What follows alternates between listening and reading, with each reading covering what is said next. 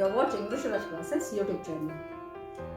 In this video, we are going to discuss one important concept, that is how to balance the chemical equations. Yes, this is the most important concept of standard 10th. How to balance the chemical equations. So the first question comes from the student is, why to balance these chemical equations? Why can't we just write the reaction in the equation form? Why to balance it? Okay, so before we learn how to balance the chemical equations, let us discuss something about these chemical equations. What exactly is this chemical equations? Chemical equations is the representation of the chemical reaction in equation form. We know that whenever any chemical change takes place, chemical reactions takes place there. So what is the meaning of chemical change? Whenever any new substance is formed, chemical reaction takes place, and the same reaction, when it is represented in the equation form, it is called as chemical equation, and this has to be balanced. First of all, what is the meaning of balancing the chemical equation, and as I said, why to balance this chemical equation? Here, each and every chemical reaction, it follows the law of conservation of mass. Law of conservation of mass says that the mass can neither be created nor be destroyed. So when any chemical reaction obeys this law of conservation of mass, so what does this mean? This means that the sum, total mass of the elements present on the reactant side, means the elements or substances which are entering the reaction, this total mass is equal to the mass of all the elements present on the product side. Means whatever new substances formed from the reactants, so the total sum of the mass of all the elements is going to be same on the reactant side and product side. Now why I mention here elements? See, whether it is elements or compounds entering the reaction, even if it is compound, it is going to be the combination of elements. So when we find the entire mass, we have to add the mass of each element. Means how many number of atoms of each elements are entering the reaction and how many atoms are present on the product side. So we have to check the mass on both the side, that is on reactant side as well as on the product side, and this has to be same. This is the first point, that each and every reaction follows the law of conservation of mass. Now one more important point, number of atoms of each element entering the reaction, means on the reactant side, is equal to the number of atoms of the same element on the product side. See, chemical reaction means, of course, new substance is going to form. So the carbon, if it is present as an element or in any compound on the reactant side, it can be present as element or in any other compound on the product side. But the number of atoms entering the reaction, means on the reactant side, it must be equal to the number of carbon atoms on the product side. So this is the meaning of the balanced chemical reaction, of balanced chemical equation. Now the next step comes, how to balance this. Here we don't have any particular formula. We don't have any strict particular steps to be followed. We call the method of balancing the chemical equations as hit and trial method, because here, as I said, we don't have any fixed frame, we don't have any fixed formula to balance this equation, means it all depends on the chemical equation. So here we have to check what are the particular elements on the reactant side for a particular chemical equation, and we have to check whether the number of elements is same on the other side. So this has to be done by hit and trial method. So first let's check with some simple example. First simple example is, we can say the reaction of oxygen on magnesium, means when we burn the magnesium ribbon in air. So here magnesium reacts with oxygen to form magnesium oxide. Now if you observe this reaction, just check. Number of atoms entering the reaction. Number of atoms of magnesium is 1. Number of atoms of oxygen is 2.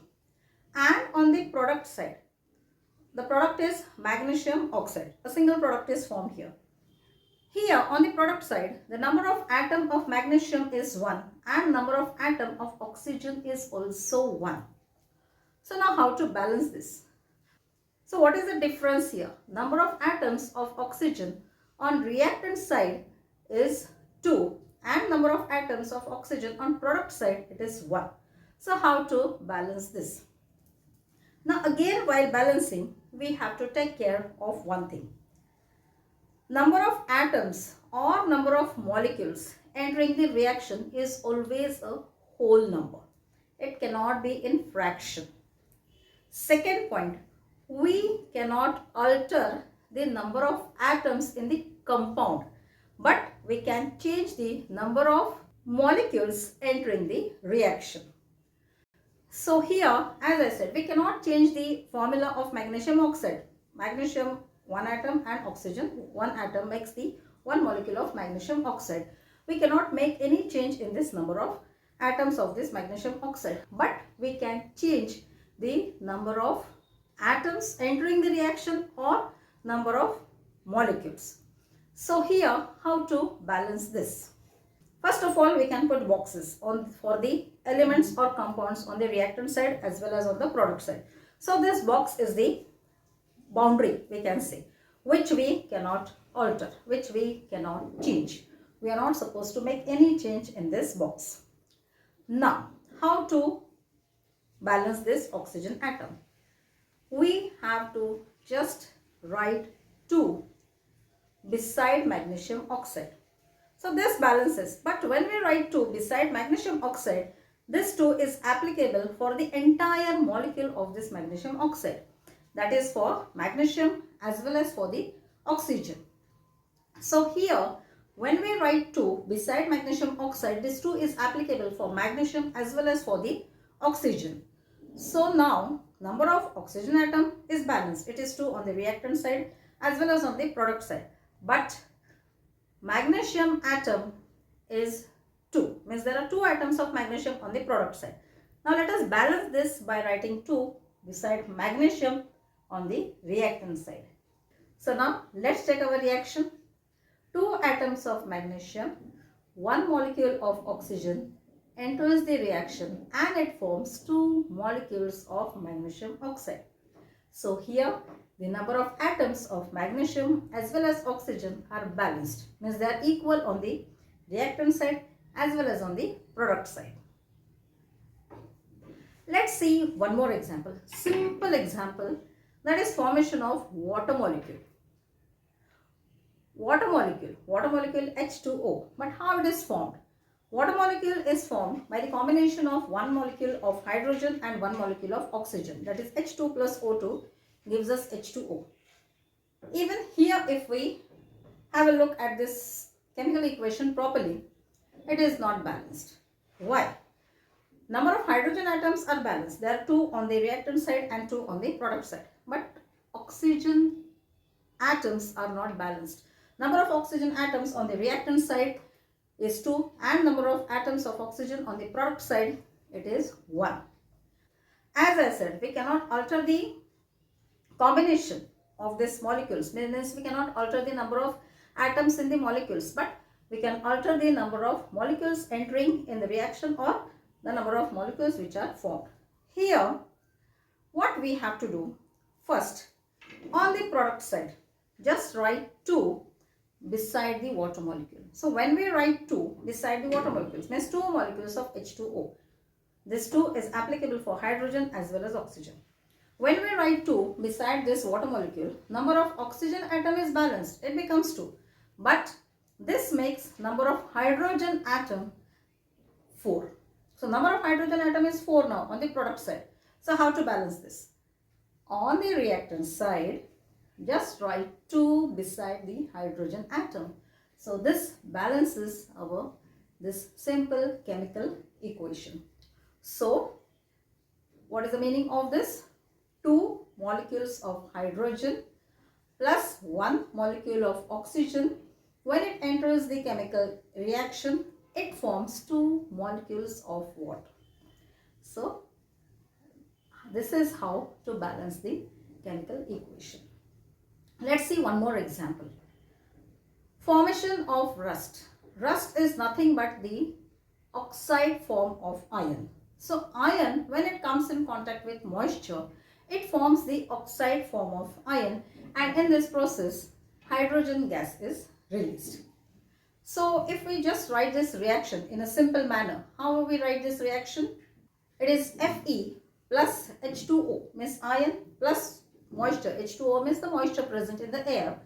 It gives the oxide form of iron, that is Fe3O4, rust. This is the formula for rust, oxide form of iron, plus H2, hydrogen gas. Now in this case, the equation is not at all balanced.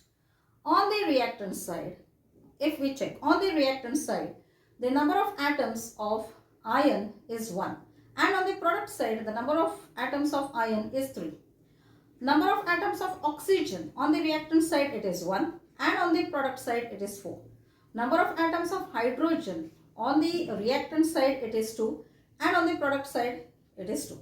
So here only the number of hydrogen atoms are balanced. Now how to balance the number of atoms of iron and oxygen? So when we come across like this chemical equations, what to do? As I said, this is hit and trial method.